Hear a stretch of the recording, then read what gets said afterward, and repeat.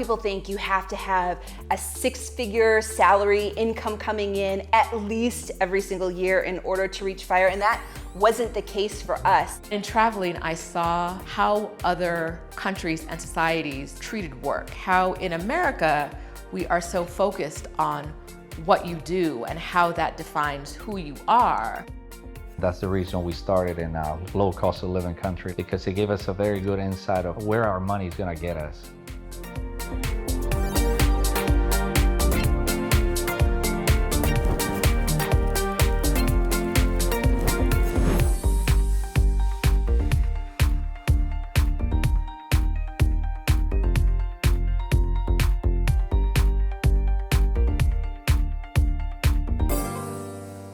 Before I retired, I was a consumer auto finance lawyer. My last salary was about $200,000 a year. My plan after my career break was to go right back and find a job.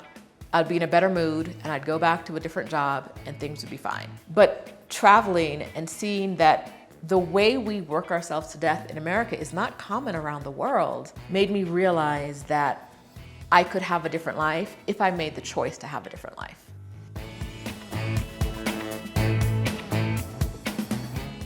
I always say that I accidentally retired. I paid off all my debt, I saved money, and then when I realized I didn't want to work again, I did the math. I looked at my investments and I had about $500,000 saved and invested.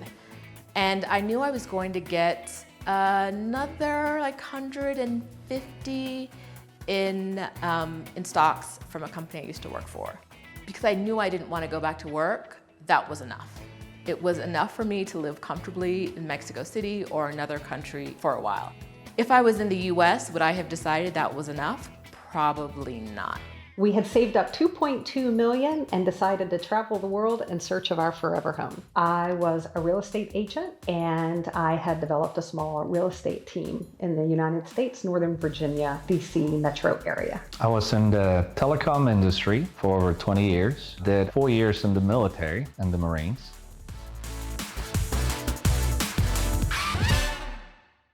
So we have our money mostly in the real estate market and in Roth IRAs. We really like Vanguard. Personally, we're into index funds, which I think a lot of the FIRE community is as well. So we manage our money ourselves. We don't actually have a financial advisor. And we also have money in brokerage accounts and in high investment savings accounts. In addition to the money that we saved up for retirement, we kept 3 rental properties in Virginia as part of our investment portfolio. That helped us have a little more comfort being able to have financial independence without having to worry as much of having our money all in one place. Right now, we're not considering moving back to the US, but one thing we've learned in life is never say never. So we're really looking more at Eastern Europe, Southeast Asia, possibly South America.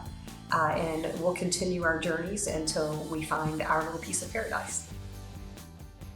We had 9-to-5 jobs, but we knew that we could never reach our financial independence number by relying on the income that we got from our job. We invested in real estate, we lived in properties, we renovated them, and then we resold them, and that was in the San Francisco Bay Area. We went to IKEA in the as-is section and bought all of this as-is furniture and resold it for a profit.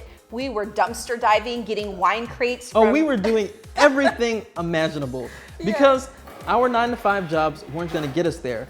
But after we did things to make money and then also to save money, we also went a step further. We started investing all of that money. We got to a point where we were saving up to 70% of the money that we came in so that we could be investing it. For example, we made more than $400,000 in profit from investing in real estate in the Bay Area.